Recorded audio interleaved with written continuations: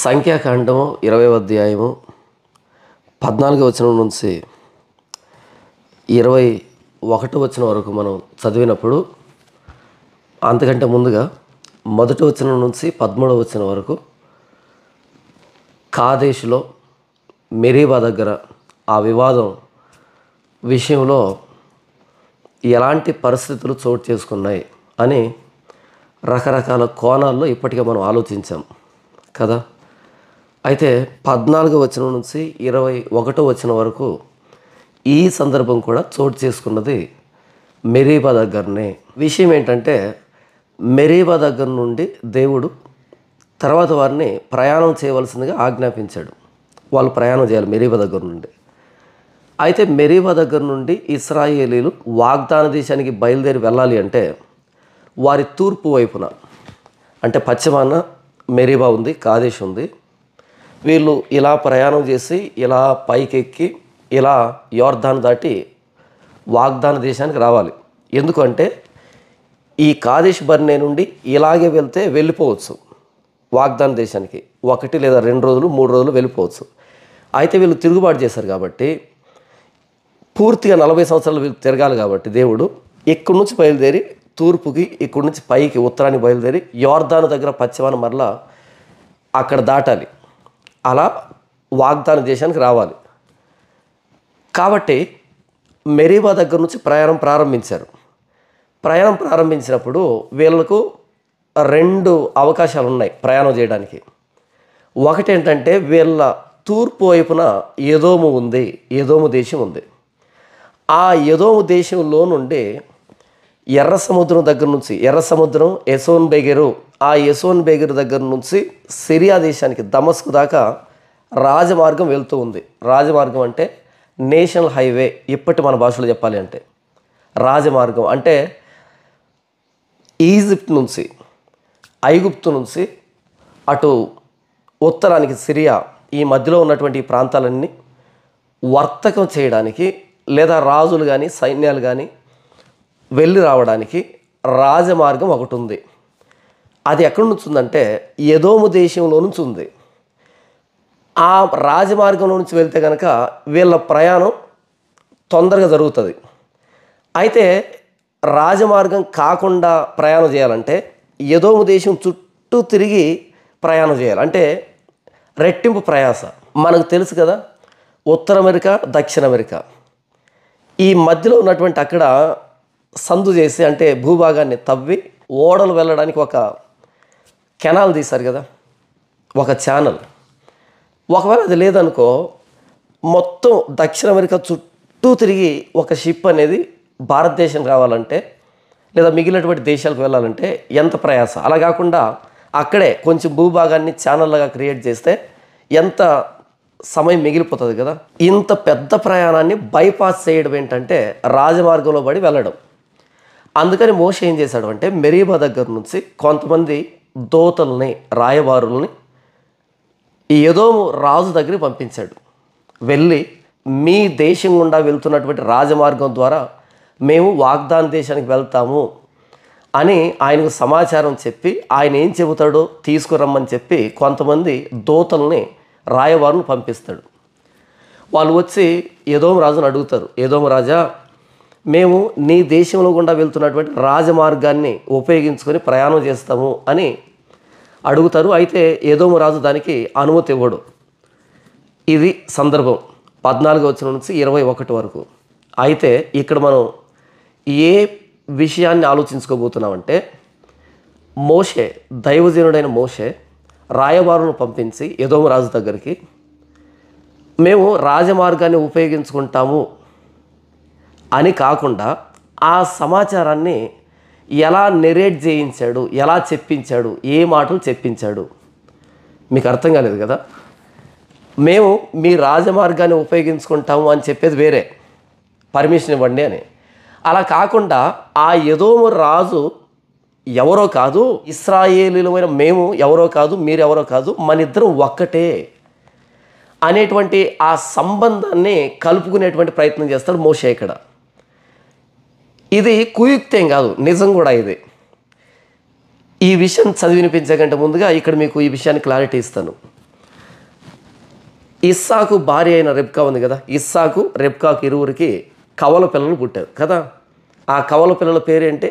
మొదటివాడు ఏశావు, రెండవ వాడు యాకోబు కదా.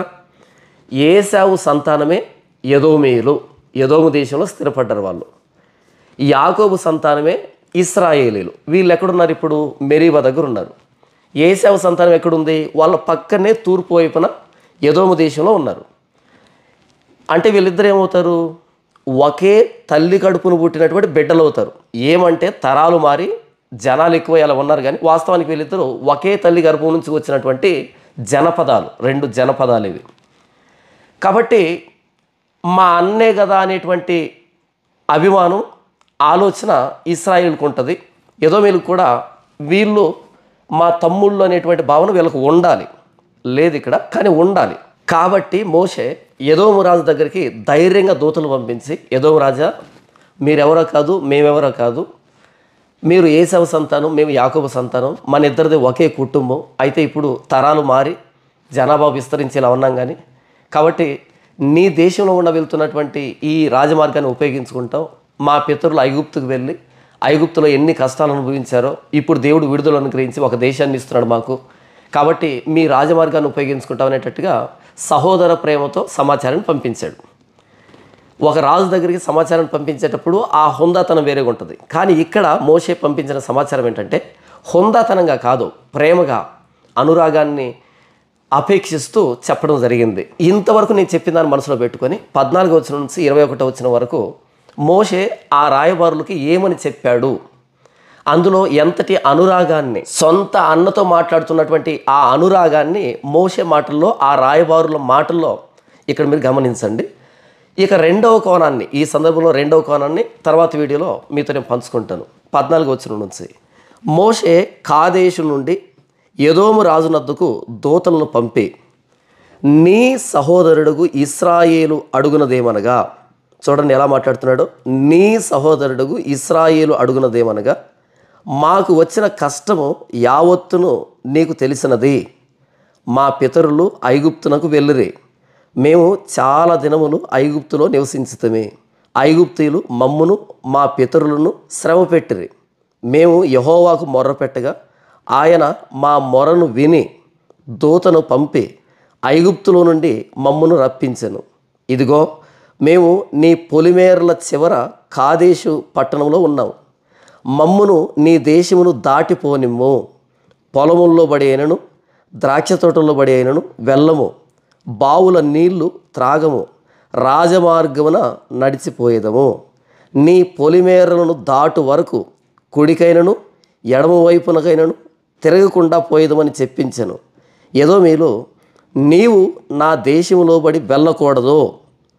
మోషే ఎలా మాట్లాడాడు? 14వ వచనంలో నీ సహోదరుడు ఇశ్రాయేలు అడుగున్నదేమనగా, మాకు వచ్చిన కష్టం యావత్తూ నీకు తెలిసినది అని ఒక అన్నతో మాట్లాడుతున్నట్టుగా ఆప్యాయంగా, అనురాగంగా మాట్లాడుతూ ఉంటే, ఇక్కడ అన్న వరుసలో ఉన్నటువంటి ఎదోమీయులు ఏమన్నారు చూడండి. 18వ వచనంలో ఎదోమీయులు, నీవు నా దేశంలో బడి వెళ్ళకూడదు, నేను ఖడ్గంతో నీకు ఎదురుగా వచ్చేదను సుమి అని అతనితో చెప్పగా, ఇశ్రాయేలీలు, మేము రాజమార్గముననే వెళ్ళేదము. నేనును నా పశువులను నీ నీళ్లు త్రాగునెడల వాటి విలువ ఇచ్చుకుందుము. మరేమీ లేదు, కాలినడకనే దాటిపోవుదము అంతే అని అతనితో చెప్పినప్పుడు అతడు, నీవు రానే కూడదనెను. అంతటా ఎదోము బహుజనముతోనూ మహాబలముతోనూ బయలుదేరి వారికి ఎదురుగా వచ్చెను. ఎదోము ఇశ్రాయేలు తన పొలిమేరల్లో బడి దాటిపోవుటకు సెలవీయలేదు కనుక ఇశ్రాయేలీలు అతని యొద్ద నుండి తొలగిపోయారు.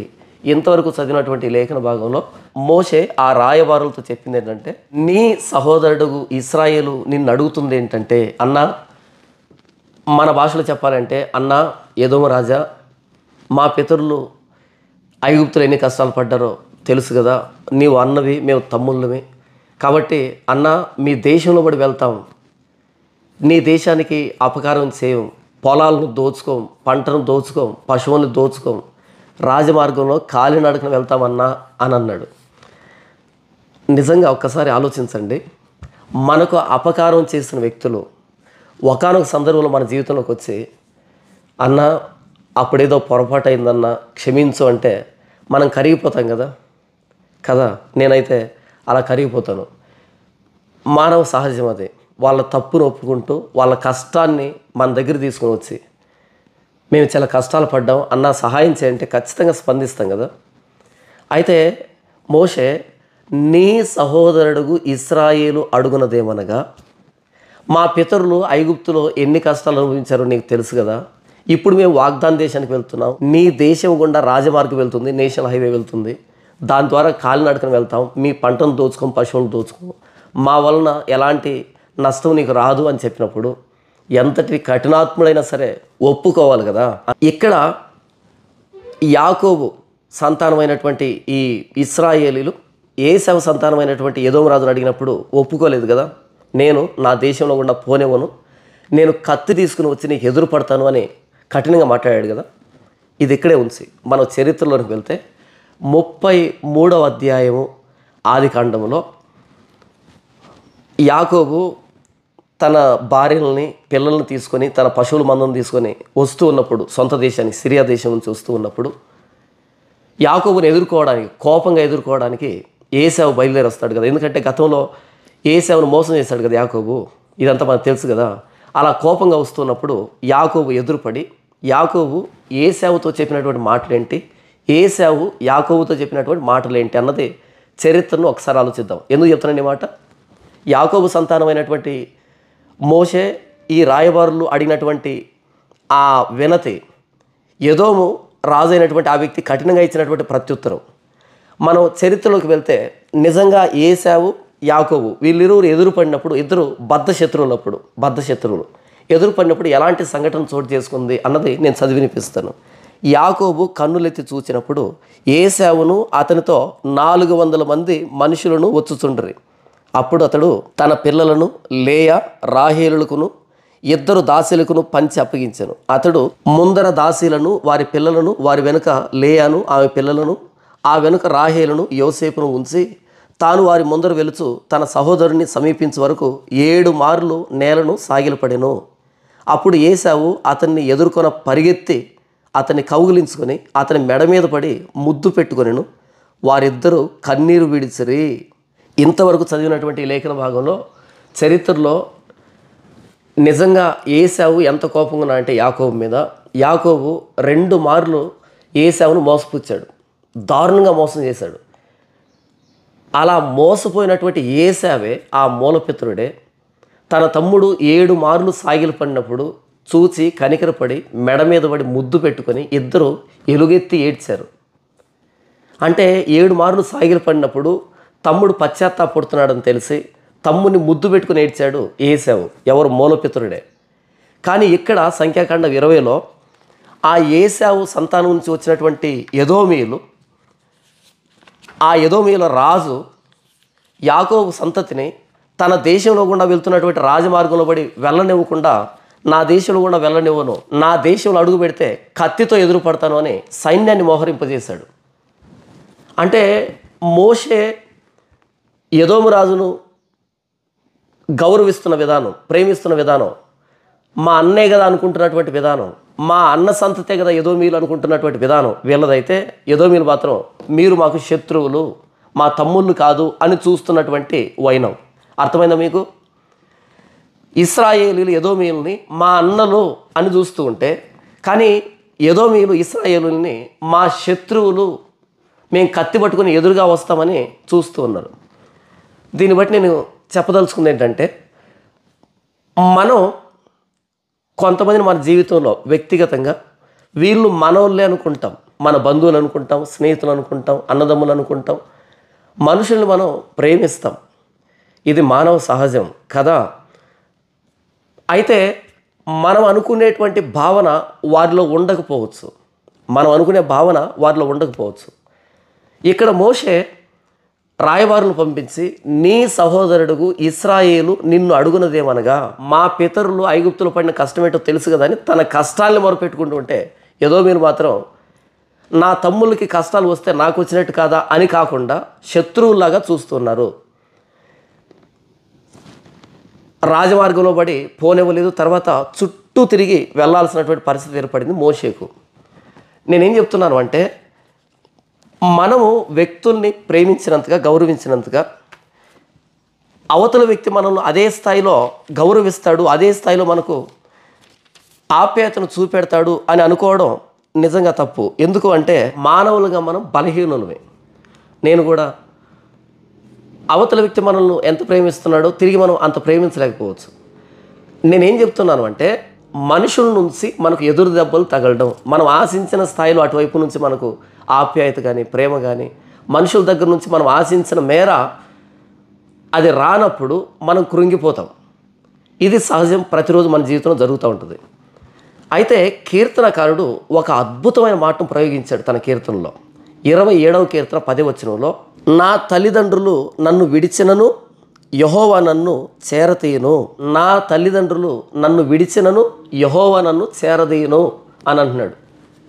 తల్లిదండ్రులు పిల్లల్ని వదిలిపెడతారా? 9 నెలలు మోసి కన్నటువంటి తల్లి, పాలిచ్చి పెంచినటువంటి తల్లి, వాత్సల్యం కలిగి ఆడించినటువంటి తల్లి చేతులు బిడ్డల్ని వదిలిపెడతాయా? ఏమో వదిలిపెట్టచ్చు. ఇక్కడ భక్తుడు అంటున్నాడు, నా తల్లిదండ్రులు నన్ను విడిచినను అని అంటున్నాడు. తల్లిదండ్రులు విడవరు, ప్రాణం పోయిన బిడ్డలు వదలరు, ప్రాణం పోయిన బిడ్డలు వదలరు. అయితే మనం చూస్తున్నాం, టీవీ ఛానళ్ళలో చూస్తున్నాం, ప్రతిరోజు మనం సమాజంలో అనేకమైన విషయాలు చూస్తున్నాం కదా. ఏమో అక్కడక్కడ కొంతమంది తల్లిదండ్రులు ఉంటారు, వాళ్ళు బిడ్డలను వదిలిపెట్టచ్చు. అయితే ఇక్కడ భక్తుడు అంటున్నాడు, నా తల్లిదండ్రులు నన్ను విడిచినను యెహోవా నన్ను చేరదీయును. అంటే ఎలాగైతే మోషే ఎదోమీయులు మా అన్నలు కాదా అనేటట్టుగా ఆప్యాయంగా వెళ్ళి తన కష్టాన్ని చెప్పుకున్నాడో, అయితే తమ్ముడి కష్టం వచ్చిందని కరిగిపోకుండా తమ్ముడి మీదకి ఖడ్గాన్ని దూశాడు కదా ఏదోము. అలా మానవుల దగ్గర నుంచి మనకు ఆశించిన స్థాయిలో మనకు ప్రేమ దక్కకపోవచ్చు. అది భార్య కావచ్చు, బిడ్డలు కావచ్చు, తల్లిదండ్రులు కావచ్చు, స్నేహితులు కావచ్చు, సహోదరులు కావచ్చు, ఎవరైనా కావచ్చు, అందరూ మనుషులమే కదా.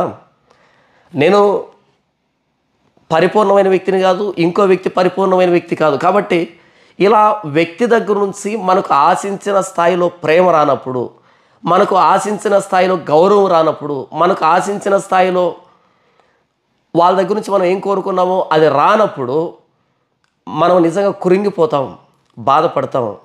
రాజమార్గంలో పడి వెళ్తామంటే కత్తి పట్టుకొని ఎదురొచ్చారే అని చుట్టూ తిరిగి వెళ్తున్నప్పుడు, ఈ చుట్టూ తిరిగి వెళ్తున్నప్పుడు నడిచేటప్పుడు ఆ బాధ కంటే కూడా సొంత అన్నలే కదా ఖడ్గం పట్టుకొని ఎదురొచ్చారేంటి అనేటువంటి బాధ ఎక్కువ బాధిస్తుంది కదా. అలాంటప్పుడు ఈ వచనం మన గుర్తుకు రావాలి. నా తల్లిదండ్రులు నన్ను విడిచిపెట్టినా సరే, ఎడబాసినా సరే, యెహోవా నన్ను చేరదీస్తాడు అన్నటువంటి కీర్తనకారుడి మాటల్లోని లోతు మనకు అర్థం కావాలి. నేను మనుషుల దగ్గర నుంచి ఏదైతే రావాలని కోరుకుంటానో అది రానప్పుడు కురింగిపోతాను. దానికి విరుగుడు ఏంటంటే, మందు ఏంటంటే, కీర్తనకారుడు చెప్పిన మాట, నా తల్లిదండ్రులు నన్ను విడిచిపెట్టినా సరే, స్నేహితులు వదిలిపెట్టచ్చు, భార్య వదిలిపెట్టచ్చు, పిల్లలు వదిలిపెట్టచ్చు, సహోదరులు వదిలిపెట్టచ్చు, కానీ తల్లిదండ్రులు బిడ్డను వదిలిపెట్టరు కదా. తల్లిదండ్రులు చివరి శ్వాస వరకు బిడ్డ క్షేమాన్ని కోరుకుంటారు కదా. అలాంటి తల్లిదండ్రులు సైతం వదిలిపెట్టినా సరే, ఈ తల్లిదండ్రుల కంటే మరి శ్రేష్టమైన స్థాయి యెహోవా దేవునిది. మనకు తల్లిదండ్రులు ఇచ్చిందే ఆయన, మన మీద తల్లిదండ్రుల్లో ప్రేమను ఉంచిందే ఆయన. బైబిల్ చెప్పింది కదా దేవుని గురించి, ఆయన ప్రేమస్వరూపి అని. కాబట్టి మనుషుల ప్రేమ దక్కక, మనుషుల నుంచి ఆశించిన స్థాయిలో గుర్తింపు రాక, గౌరవం రాక కురింగిపోతున్న వాళ్ళు అనేక మంది, ఆత్మహత్యలు చేసుకుంటున్న వాళ్ళు అనేక మంది. ఎలాగైతే మోషే అన్న కష్టాల్లో ఉన్నామంటే తమ్ముని కష్టాలను చూసి కరిగిపోవలసినటువంటి ఎదోము రాజు ఖడ్గం పట్టుకొని కఠినంగా వ్యవహరించాడు కదా. అప్పుడు మోషే పరిస్థితి ఏంటి, ఇశ్రాయేలు పరిస్థితి ఏంటి? అలా ఎదోము దేశం చుట్టూ తిరిగి వెళ్తున్నప్పుడు వాళ్ళ కాలినడక కంటే వాళ్ళు ఖడ్గం పట్టుకొని నిలవబడ్డారే, ఇలాగే నా తమ్ముళ్ళు చూడాల్సింది అనేటువంటి బాధ ఉంటుంది కదా. కాబట్టి మనుషులు మనల్ని బాధించడం అన్నది, మనుషుల నుంచి మనం ఆశించిన స్థాయిలో రానప్పుడు మనం బాధపడడం అనేది సహజం. అయితే దీనికి విరుగుడు ఏంటంటే, నా తల్లిదండ్రులు నన్ను విడిచిపెట్టినా సరే, ఎడబాసినా సరే, యెహోవా నన్ను చేరదీస్తాడు. మనకు దేవుడు అర్థమైతే, దేవుని ప్రేమ మనకు అర్థమైతే, ఆ దేవుని ప్రేమను మనం నిజంగా అనుభవిస్తే, రుచిస్తే, యెహోవా దయాళుడని మీరు రుచించిన ఎడల అంటాడు కదా కీర్తనకారుడు. యెహోవా ఉత్తముడని రుచి చూసి తెలుసుకోండి. యెహోవా ఉత్తముడని రుచి చూసి, టేస్ట్ చేసి తెలుసుకోండి. రుచి చూడండి, చదవడం కాదు, నిజంగా అనుభవించండి. అలా నిజంగా మనం నా తల్లిదండ్రులు నన్ను విడిచిపెట్టినా సరే యెహోవా నన్ను చేరదీయను అన్నటువంటి ఆ యెహోవాను అర్థం చేసుకున్నప్పుడు, దేవుడు ప్రేమాస్వరూపి అన్నప్పుడు ఆయన ప్రేమను అర్థం చేసుకున్నప్పుడు, యెహోవా ఉత్తముడని రుచి చూసి తెలుసుకున్నప్పుడు, ఆపత్కాలమందు యెహోవా నమ్ముకొనదగిన దేవుడు అని మనం అర్థం చేసుకున్నప్పుడు, దావీదు అనేక సందర్భాల్లో సౌలు దగ్గర నుంచి పారిపోతూ ఆయన రాసినటువంటి కీర్తనలు, యెహోవా నా కేడెము, నా డాలు, నా రక్షణ చోటు, నా దుర్గము, ఎన్ని విధాలుగా దేవుని వర్ణిస్తాడు కదా. దేవుణ్ణి అర్థం చేసుకుంటే మనుషులు మనకు ఎంత వ్యతిరేకంగా తిరిగినా సరే, మనుషుల ప్రేమ ఏమీ లేకపోయినా సరే, మొత్తం ప్రపంచం మనల్ని గాండ్రించి ఉమ్మినా సరే, మొత్తం ప్రపంచం మన నాశాన్ని కోరుకున్నా సరే, మొత్తం ప్రపంచం మనకు వ్యతిరేకంగా ఉన్నా సరే, దేవుని ప్రేమ మనకు నిజంగా అర్థమైతే ఈ ప్రపంచ వ్యతిరేకత అన్నది మనకు అసలు విషయం కాదు. నిజం, దేవుని ప్రేమ అంత బలమైంది. పరమగీతాల్లో షోలమ్మెతికి గొర్రెల కాపరికి మధ్య ఉన్నటువంటి ప్రేమను వర్ణిస్తూ ప్రేమ మరణమంత బలమైంది అనే పదప్రయోగం జరిగింది. షోలమ్మెతికి గొర్రెల కాపరికి మధ్య ఉన్నటువంటి శారీరక కామ వాంఛ, దాన్ని ప్రేమ అంటూ, స్త్రీ పురుషుల మధ్య ఆ కామ వాంఛ అన్నది మరణమంత బలవంతమైంది అని వర్ణిస్తాడు కదా. అంతకంటే బలమైంది, కోటి రెట్లు బలమైంది దేవుని ప్రేమ. దేవుని ప్రేమ. కానీ మనం పాత నిబంధన చదువుతూ ఉన్నప్పుడు అనుకుంటాం దేవుడు చాలా ఉగ్రత కలిగినోడు, చాలా భయంకరుడు, రోషం కలిగిన దేవుడు, ఆయన దహించేస్తాడు అని అనుకుంటాం. నిజమే, నేను కాదనలే. కానీ ఆయన కోపం కంటే ఆయన ప్రేమ చాలా గొప్పదే. సైన్యములకు అధిపతి అయిన యెహోవా అంటాడు కదా నిర్గమకాండంలో 10 ఆజ్ఞల్లో, నన్ను ప్రేమించే వారి విషయంలో 1000 తరాల వరకు వారిని కరుణిస్తాను అంటాడు. యెహోవాను ప్రేమిస్తానంట 1000 తరాల వరకు కరుణ చూపెడతాడంట, ప్రేమిస్తాడంట వారిని, తిరిగి వారి తరతరాన్ని ప్రేమిస్తాడంట.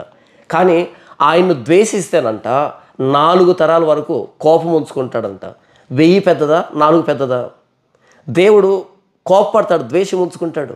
రోషం కలిగిన దేవుడు. ఇది 4 ఇంతలైతే ఇది 1000 ఇంతలు. అంటే దేవుని కోపం కంటే దేవుని ప్రేమ గొప్పది. ఆయన ప్రేమ స్వరూపి. నా తల్లిదండ్రులు నన్ను విడిచినను యెహోవా నన్ను చేరదీస్తాడు.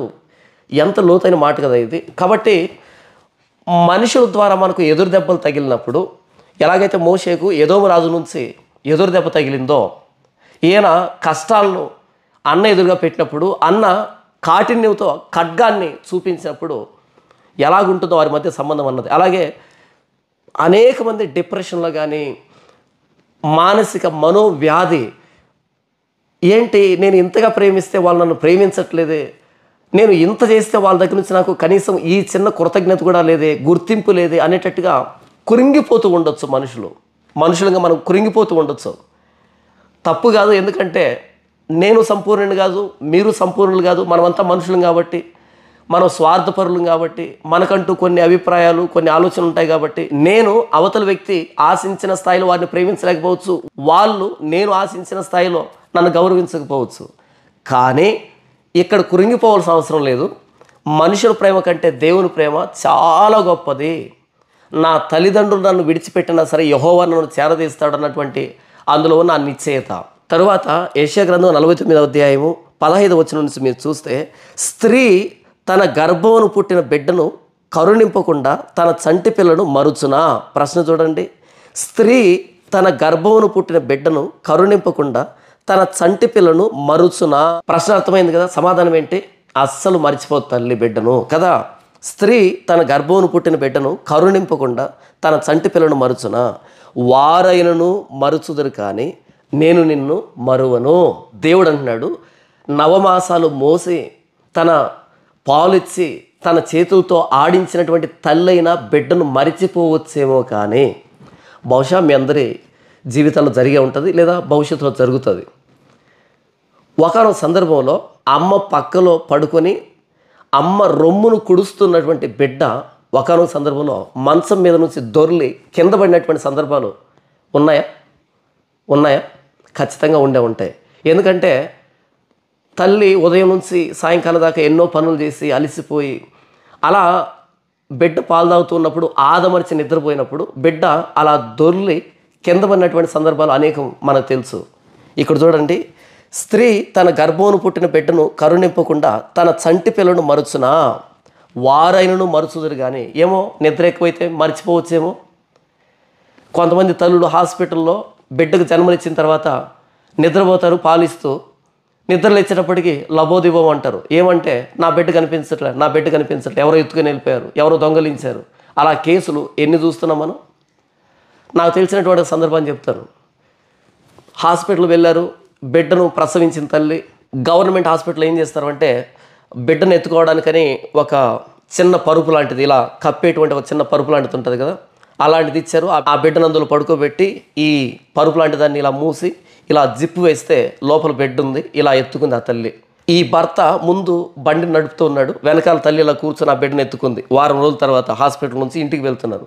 అలా వెళ్తుంటే ఏమైందంటే ఆ బిడ్డ పుట్టడం కొంచెం సన్నగా బలహీనంగా పుట్టింది. ఈ పరుపు అనేది ఎక్కువ ఉంది కాబట్టి, ఎక్కువ ఎత్తుంది కాబట్టి ఈ బిడ్డ ఆ పరుపులో తేలికగా ఉన్నాడు.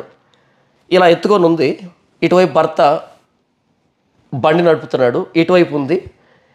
ఈవిడ భర్తతో మాట్లాడుతూ అంటే బిడ్డ బరువు లేదు కదా కాబట్టి భర్తతో మాట్లాడుతూ ఉంది. అలా ఇంటికి వచ్చారు. ఇంటికి వచ్చిన తర్వాత అందరూ ఎదురుగా వచ్చారు. బిడ్డను చూద్దామని కుంకుమ నీళ్ళు తీసుకొచ్చారు. ఏంటంటో అలా కొత్తగా ప్రసవించినటువంటి స్త్రీ బిడ్డను తీసుకొని ఇంటికి వచ్చినప్పుడు ఎవరికి సంబంధించిన సాంప్రదాయాలు వాళ్ళకు ఉంటాయి కదా, అలా ఆ బిడ్డని తల్లిని స్వాగతించడానికి అందరూ వచ్చారు, బంధువులు వచ్చారు. వచ్చి బిడ్డ ఎక్కడ అని తొంగి చూస్తే ఈ పరుపులో బిడ్డ లేదు. ఎంత వెతికినా లేదు. ఏం జరిగిందిరా అంటే ఈ తల్లి తండ్రితో మాట్లాడుతూ ఉన్నప్పుడు ఈ బిడ్డ బలహీనంగా ఉంది కాబట్టి ఏమో ఎవరి పట్ల అలాగందో ఇలాగందో తెలియదు, కానీ మొత్తానికి ఆ అదుర్లలో ఏమైందో తెలియదు, కానీ ఆ బిడ్డ ఎక్కడో పడిపోయిన దారిలో మరలా వెతుక్కుంటూ వెళ్తే లారీ దొక్కిచ్చిందేమో, నేలకు అతుక్కుపోయింది బిడ్డ. తల్లి అయినా సరే తన గర్భంను పుట్టినటువంటి బిడ్డను మరిచిపోవచ్చేమో కానీ, మరిచిపోవచ్చేమో కానీ వారైనను మరుచుదురు కానీ నేను నిన్ను మరువను. అర్థమవుతుందా ఈ మాటలోని లోతు ఎంతుందో? అర్థమవుతుందా? ఈరోజు నాకు ప్రేమ దక్కలేదని, నన్ను భర్త ప్రేమించట్లేదని, భార్య ప్రేమించట్లేదని, నేను చేసిన దానికి తగిన గౌరవం దక్కలేదని, నన్ను ఎవరు పట్టించుకోవట్లేదని, నా మీద ఎవరు జాలి చూపించట్లేదని, నన్ను ఎవరు పలకరించట్లేదని, ఒంటరితనంలో, డిప్రెషన్లో రకరకాలుగా ఎంతోమంది ఆత్మహత్య చేసుకుంటున్నారు కదా. అలాంటి వాళ్ళకి ఈ మాట అర్థమైతే ఎంత బాగుండో. స్త్రీ తన గర్భమును పుట్టిన బిడ్డను కరుణింపకుండా తన చంటి పిల్లను మరుస్తుందా? మరిచింది కదా ఈ తల్లి. బిడ్డ ఆ పరుపు లాంటి దాంట్లో నుంచి కింద పడిపోతూ ఉంటే ఆ రోడ్డు మీద ఈ తల్లికి తెలియలేదు కదా. ఈ తల్లిని తప్పు పట్టడం లే. పాపం పల్లెటూరులో పెరిగింది, ఇలాంటి ఒక పరుపు ఉంటుంది, బిడ్డను ఎలా ఎత్తుకోవాలి తెలియదు పాపం. అలా పడిపోయింది. ఏదో లారీ, ఏదో పేపర్ ఏమో అనుకుంది. అంత చిన్న బిడ్డ కదా, ఆ చిన్న బిడ్డకి ఈ ప్యాంపర్ పాడు వేసి ఉంటారు కాబట్టి ఏదో పేపర్ అనేటట్టుగా ఏదో లారీ తొక్కించుకుని వెళ్ళిపోయింది. ఈ తల్లిని తప్పు పట్టలేం. ఇలాంటి పొరపాట్లు ఎన్నెన్నో జరుగుతాయి కదా, సమాజంలో అనేకం ఇలాంటివి ఉంటాయి కదా.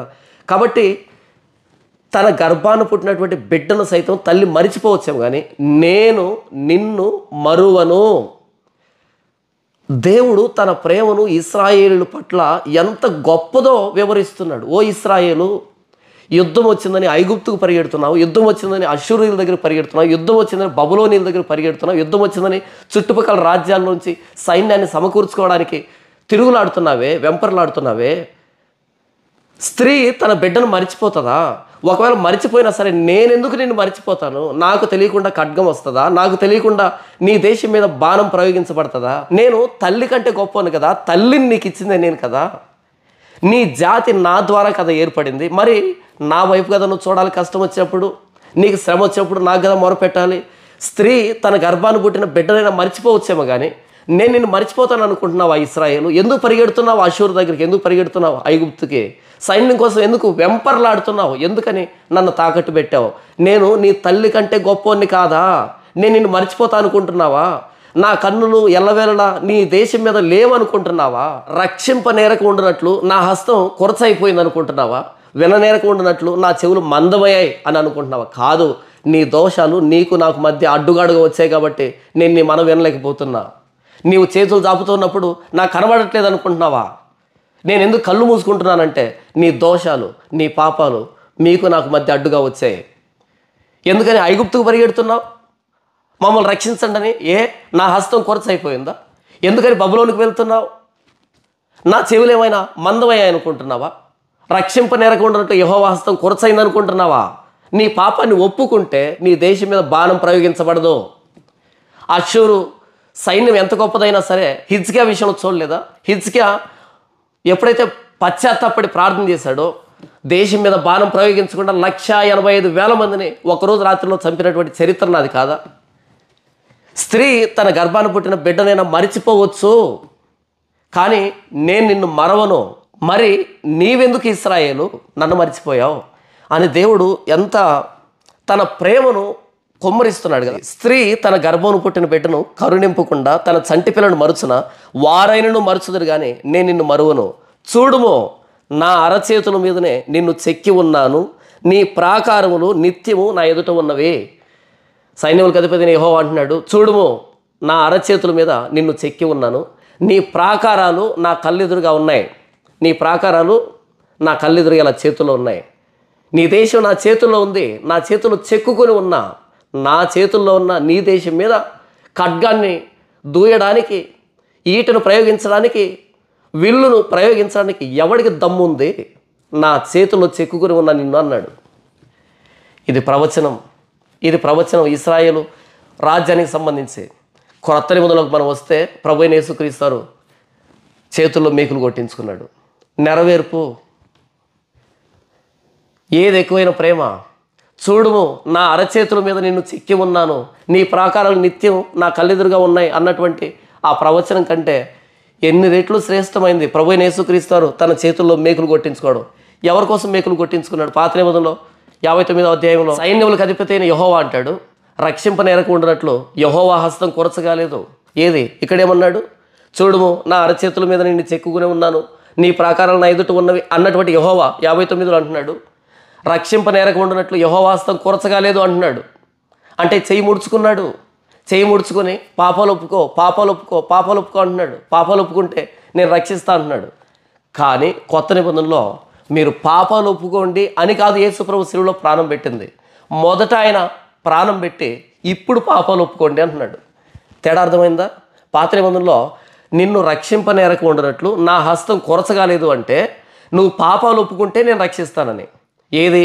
చూడుము నా అరచేతుల మీద నేను చెక్కుకొని ఉన్నాను, నీ ప్రాకారాలు నిత్యం నా ఎదుట ఉన్నవి అని చెప్పినటువంటి ఆయన మొదట పాపాలు ఒప్పుకో రక్షిస్తా అంటున్నాడు. కానీ కొత్త నిబంధనలో ప్రభువైన యేసుక్రీస్తు మొదట మేకులు కొట్టించుకున్నాడు చేతుల్లో, కాళ్ళల్లో, తల మీద ముళ్ళ కిరీటం, ప్రక్కన బల్లెం పోటు, ఒళ్ళంతా కొరడా దెబ్బలు, పిడిగుద్దులు, ఉమ్మి వేయించుకున్నాడు, గడ్డపు వెంట్రుకలు పెరికివేయబడ్డాయి, అవమానించబడ్డాడు, హేళన చేయబడ్డాడు, వెక్కిరించబడ్డాడు. యెరూషలేము వీధుల్లో ఆ బరువైన సిలువను మోసుకుంటూ వెళ్ళాడు. మొదట ఆయన సిలువ మీద ప్రేమ చూపించి ఇప్పుడు మీరు మారు మనసు పొందండి, పాపక్షమాపణ పొందండి అంటున్నాడు. మనం బలహీనమే, పాపాత్మమే. మన పాపాలను కడగడానికి సిలువలో రక్తం కార్చాడు.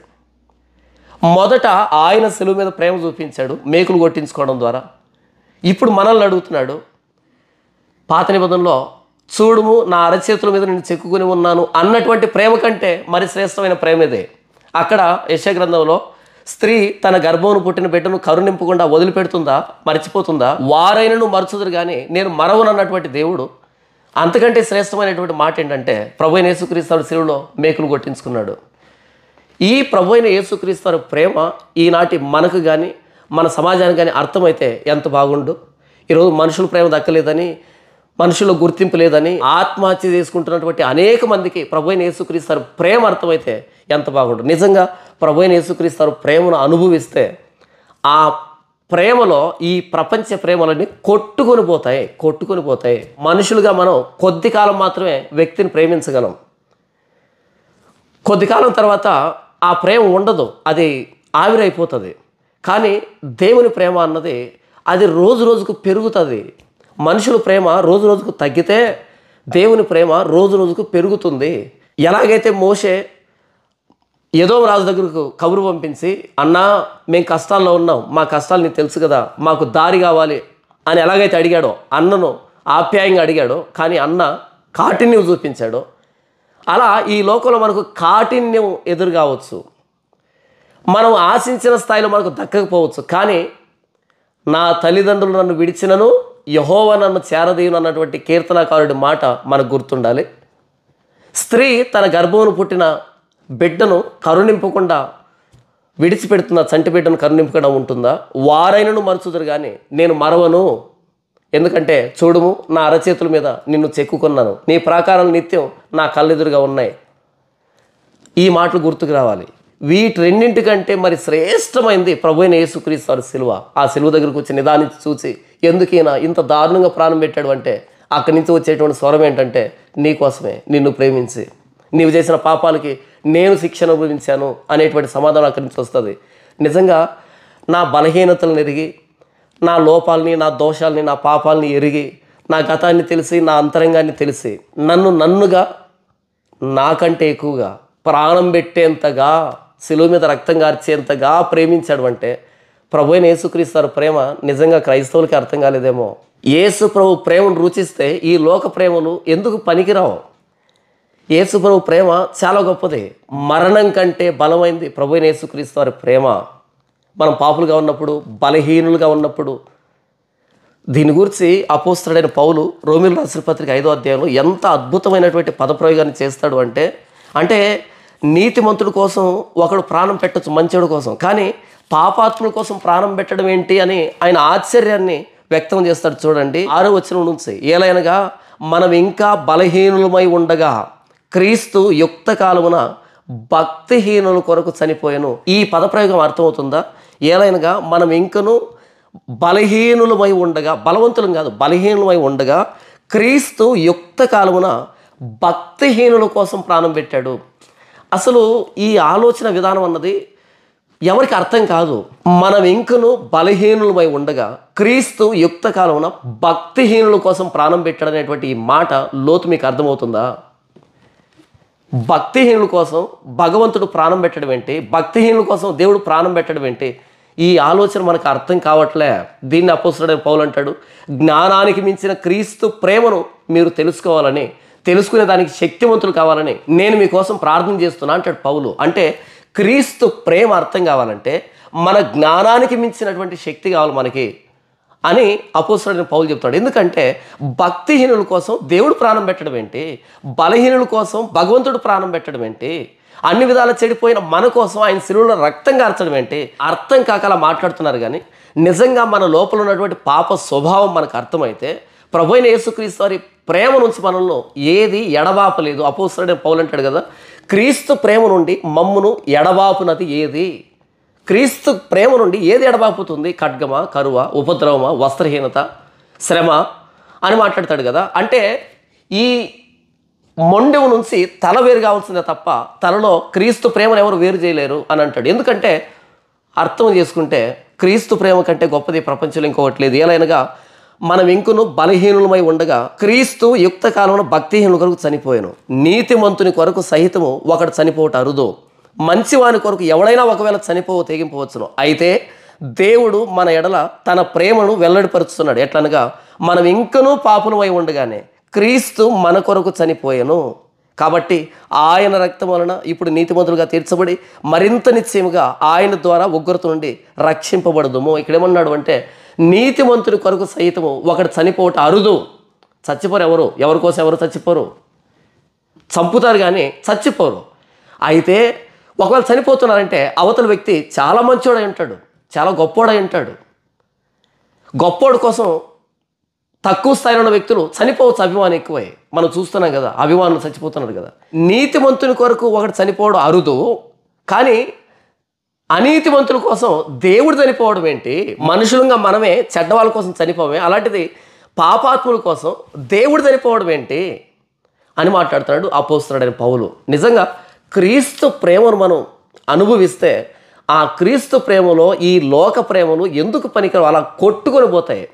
సుడిగాలి ఎదురుగా కసు ఎలా కొట్టుకుని పోతుందో అలా మనుషుల ప్రేమలు కొట్టుకుని పోతాయి. మోషే ఎదోము రాజు దగ్గర దూతలు పంపించి నీ సహోదరుడు ఇశ్రాయేలు అడుగునదేమనగా, మా కష్టం నీకు తెలుసు కదా, మేము ఎలా శ్రమ అనుభవించామో నీకు తెలుసు కదా, మాకు దారివు అంటే, లేదు నా దేశంలో కూడా రానివ్వను, ఖడ్గం పట్టుకొని వస్తారని సైన్యాన్ని మోహరింపజేశాడు. ఎంత కాఠిన్యం చూపించాడు. మోషే ఎదోము రాజును అన్నగా భావించి అడిగితే ఎంత కాఠిన్యం చూపించాడు.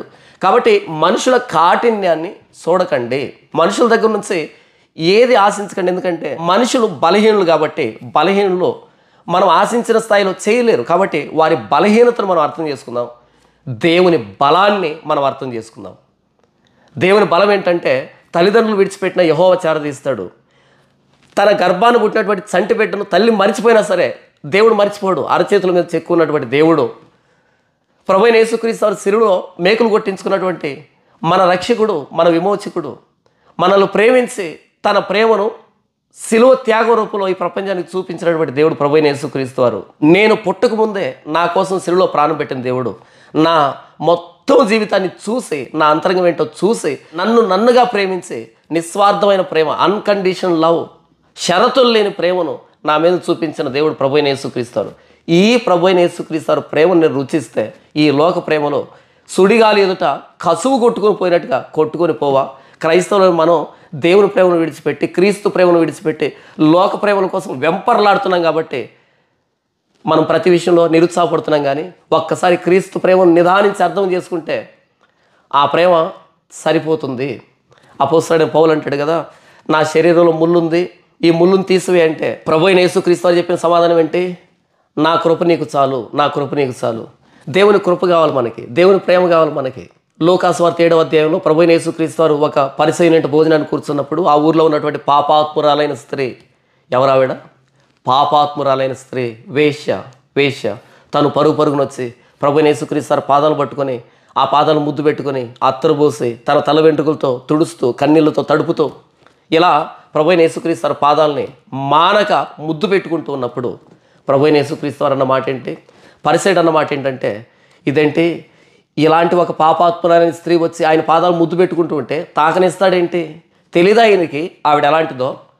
అయ్యో పొరపాటును పిలిచాను ఇలాంటి ఇంటికి, గొప్పవాడు అనుకున్నాను, కానీ ఇలాంటి చెడిపోయినటువంటి స్త్రీ తగులుతుంటే తగలనిస్తున్నాడేంటి అని ఈ వ్యక్తి అపార్థం చేసుకుంటే ప్రభువైన యేసుక్రీస్తు వారు ఆ స్త్రీతో ఏమన్నాడు? అమ్మా, నీవు నన్ను విస్తారంగా ప్రేమించావు కాబట్టి నీ విస్తార పాపాలు క్షమించబడ్డాయి. ప్రభువైన యేసుక్రీస్తు వారి పాదాలు ముద్దు పెట్టుకుంటే, నీవు నన్ను విస్తారంగా ప్రేమించావు కాబట్టి నీ విస్తార పాపాలు క్షమించబడ్డాయి అన్నాడు ప్రభువైన యేసుక్రీస్తు వారు. నిజంగా ఆ సందర్భాన్ని చదువుతున్నప్పుడు అసూయ అనిపిస్తుంది ఆ స్త్రీని చూసినప్పుడు. ఎందుకు అంటే, ఆ భాగ్యం నాకెందుకు దక్కలేదు అని. ఆ భాగ్యం ఆ చెడిపోయినటువంటి ఆ స్త్రీకి దక్కిందే, ఆ భాగ్యం నాకెందుకు దక్కలేదు? ప్రభువైన యేసుక్రీస్తు వారు ఉన్నప్పుడు ఆయన పాదాలను ముద్దు పెట్టుకునేటువంటి భాగ్యం నాకెందుకు దక్కలేదు? నేనెందుకు ముద్దు పెట్టుకోలేదు ఆయన పాదాలని? ఆయన నీవు నన్ను విస్తారంగా ప్రేమించావు కాబట్టి నీ విస్తార పాపాలు క్షమించబడ్డాయని నాతో అని ఉంటే ఎంత బాగుండేది అని నిజంగా ఆ పాపాత్ములైన స్త్రీని చూసినప్పుడు అసూయగా అనిపిస్తుంది, జలసీగా అనిపిస్తుంది. నేనేం చెప్తున్నాను అంటే, ప్రభువైన యేసుక్రీస్తు వారి పాదాలను ముద్దు పెట్టుకోవడం అంతకు మించిన ధన్యత. అయితే మనకి మేకులు కొట్టించుకున్న పాదాలు, ఆ రోజు మట్టి కొట్టుకుపోయినటువంటి ఆ దారులు నడుచుకుంటూ వచ్చి ఆ పాదాలని ఆవిడ ముద్దు పెట్టుకుంది కదా. అయితే కలువరి శిలువలో ప్రభువైన యేసుక్రీస్తు వారు తన ప్రేమని ఈ ప్రపంచం పట్ల ఎంత ఉందో ఆయన మేకులు కొట్టించుకోవడం ద్వారా, రక్తం కార్చడం ద్వారా తెలియజేశాడు కదా. ఆ మేకులు కొట్టించుకున్న పాదాల దగ్గరకు వచ్చి ముద్దు పెట్టుకునే భాగ్యం ఈరోజు నీకు నాకు దక్కింది. ఆ స్త్రీకి దుమ్ము పట్టుకుపోయినటువంటి ఆ పాదాలు ముద్దు పెట్టుకునే భాగ్యం దక్కింది. మనకు మేకులు కొట్టించుకున్నటువంటి ప్రభువైన యేసుక్రీస్తు వారి పాదాలు దక్కాయి. ఒక్కసారి మనం ప్రభువైన యేసుక్రీస్తు వారి దగ్గరకు వచ్చి ఆయన మేకులు కొట్టించుకున్న పాదాలను, ఆయన మేకులు కొట్టించుకున్న హస్తాలని, ఆయన గుండెలో బల్లింపోటుని, ఆయన శరీరం మీద ఆ లోతైన కొరడ గాయాలని, ఆయన ముఖం మీద ఉమ్మి వేసినటువంటి ఆ అంగిల్ని మనం చూస్తున్నప్పుడు, పెరిగి ఉన్న వెంట్రుకలు మనం చూస్తున్నప్పుడు, ఆయన సొగసైనను స్వరూపమైనను లేని వ్యసనాక్రాంతుడిగా, వ్యాధిని అనుభవించిన వాడుగా, మనుషుల చేత విసర్జించబడిన వాడుగా అయినటువంటి ప్రభువైన యేసుక్రీస్తుని నిదానించి చూసినప్పుడు, అప్పుడు ఎంతటి ప్రేమ, దేవుడికి నా మీద ఎంతటి ప్రేమ. నిజంగా ఆ ప్రేమను రుచిస్తే ఇక ఏ ప్రేమ మనకు అక్కర్లే. మోషే ఎదోము రాజు దగ్గరికి రాయబారులు పంపించి, అన్నా మేము కష్టాల్లో ఉన్నాం, మా పితరులు ఐగుప్తులో ఎన్ని కష్టాలు పడ్డారో నీకు తెలుసు కదా, మాకు ఇప్పటికీ ఒక సొంత దేశం లేదు, యాత్రలో ఉన్నాం అన్నా, నీవు అనుమతిస్తే నీ దేశంలో గుండా వెళ్తాం, ఆ రాజమార్గంలో పడి వెళ్తాం, మా దేశాన్ని స్వతంత్రించుకుంటామంటే ఎదోము రాజు ఖడ్గం పట్టుకుని ఎదురు వచ్చాడు, కాటిని చూపించాడు. కాబట్టి ఎదోము రాజుల లాంటి కాఠిన్యం చూపించేటువంటి వ్యక్తుల దగ్గరికి గోజాడుతూ వెళ్ళాల్సిన అక్కర్లేదు, బ్రతిమలాడుతూ వెళ్ళాల్సిన అక్కర్లేదు. మన కోసం కలువరి శిలువలో ప్రాణం పెట్టినటువంటి ప్రభువైన యేసుక్రీస్తు, మేకులు కొట్టించుకున్నటువంటి ప్రభువైన యేసుక్రీస్తు, ఆయన ప్రేమ ఉన్నప్పుడు ఆయన దగ్గరికి వద్దాం. మన కోసం పాపంగా చేయబడి తన రక్తంతో మనల్ని కడగడానికి తను అప్పగించుకున్నటువంటి ప్రభువైన యేసుక్రీస్తు వారి ప్రేమ ముందు ఈ లోక ప్రేమలో ఎంత సుడిగాలి ఎదుట కసువుతో సమానం. సుడిగాలి ఎదుట కసువుతో సమానం. ప్రభువైన యేసుక్రీస్తు వారి ప్రేమను రుచిస్తే అపోస్తలుడైన పౌలు అంటాడు, జ్ఞానానికి మించిన క్రీస్తు ప్రేమ అని. మన జ్ఞానానికి మించింది క్రీస్తు ప్రేమ. మనుషుల ప్రేమ చెప్పేయచ్చు, ఈరోజు ఎలాగున్నారు, రేపు ఎలాగున్నారు, ఎల్లుండి ఎలాగుంటారు చెప్పేయచ్చు. కానీ జ్ఞానానికి మించిన క్రీస్తు ప్రేమ మన జ్ఞానానికి అందదు. ప్రతిరోజు నూతనంగా వాత్సల్యత పడుతుంది ఆయనకి. ఒకవేళ నీవు దేవుడు కూడా నన్ను చేయి వదిలిపెట్టేశాడు అనుకుంటున్నావా, ఇప్పుడే మోకరించు, పశ్చాత్తాపడు. మోషే ఎదోము రాజు దగ్గరికి దూతను పంపించి రాజమార్గంలో వెళ్తామని మనవి చేసినప్పుడు కాఠిన్యం చూపించాడేమో, కానీ కలువరి శిలువలో ప్రాణం పెట్టిన ప్రభువైన యేసుక్రీస్తు కాఠిన్యం చూపించడు. క్షమించడానికి సిద్ధమైన మనసు కలిగిన దేవుడు. 2000 సంవత్సరాల క్రితమే క్షమాపణ కార్యక్రమం అయిపోయిన శిలువలో మనం క్షమాపణ అడగడమే తరువాయి ఆయన ప్రేమను మనం అనుభవించవచ్చు. ఎదోము రాజు తన తమ్ముడి మీద కాఠిన్యం చూపించాడు. పాపాత్ములైన మన మీద ప్రభువైన యేసుక్రీస్తు కలువరి శిలువలో యుగాంతం వరకు ఉండేటువంటి ప్రేమను తన రక్తం రూపంలో ధారపోశాడు. ప్రభువైన యేసుక్రీస్తు రక్తం అంటే ద్రవ రూపంలో ఉన్నటువంటి ప్రేమ, లిక్విడ్ ఫామ్ లవ్ అంటారు దాన్ని. కాబట్టి ప్రభువైన యేసుక్రీస్తు శిలువ ఆ ప్రోక్షణ రక్తం కిందకు వద్దాం, ప్రభువైన యేసుక్రీస్తు ప్రేమను అనుభవిద్దాం. అప్పుడు ఈ లోక ప్రేమలన్నీ సుడిగాలి ఎదుట కసువులాగా కొట్టుకొని పోతాయి. ఇప్పుడే ప్రభువైన యేసుక్రీస్తు శిలువ ఎదుట మోకరించి పశ్చాత్తాపడు. క్రీస్తు ప్రేమ పరిశుద్ధాత్మ దేవుని ద్వారా నీ హృదయంలో కుమ్మరిస్తాడు దేవుడు.